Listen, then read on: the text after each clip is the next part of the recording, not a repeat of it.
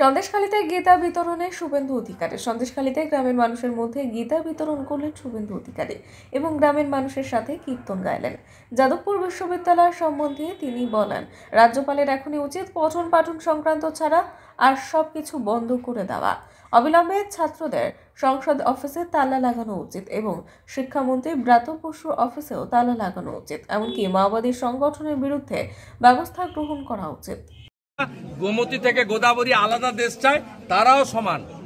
এই ছোট্ট করে বলুন, এই কাণ্ড নিয়ে কি বলবেন? যাদবপুর কাণ্ড নিয়ে তার তো ভোট চাইছে। রাজ্যপাল মহোদয়ের উচিত আরজি করের মতো ওখানে সেন্ট্রাল ফোর্স দিয়ে পঠন পাঠন, গবেষণা এবং বিশ্ববিদ্যালয়ের ইউজিসির গাইডলাইন মেনে শিক্ষা সংক্রান্ত কাজ ছাড়া অন্য কাজ বন্ধ করে দেয় দাদা। এই যে এবং অবিলম্বে ছাত্র সংসদেও তালা লাগানো উচিত, ওয়েব কুপার অফিসেও তালা লাগানো উচিত, ব্রাত্য বসুর অফিসেও তালা লাগানো উচিত, আর তথাকথিত সেকু মাকুদের ছাত্র সংগঠন তাদেরকেও করা উচিত।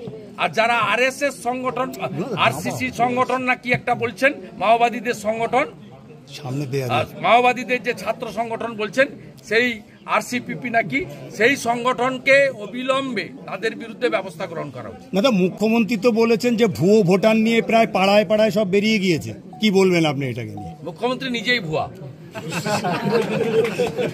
এখানে শাহজাহান ছিল সাতক্ষীরা থেকে রোহিঙ্গা মুসলমান এনে বসিয়েছে। এই সন্দেশখালীতে যদি আপনি তল্লাশি করেন 1000 রোহিঙ্গা মুসলমান পাবেন, যারা ভারতবর্ষের নাগরিক নয়, অনুপ্রবেশকারী।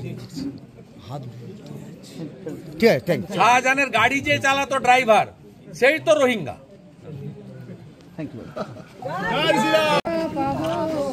এই অভিলাষ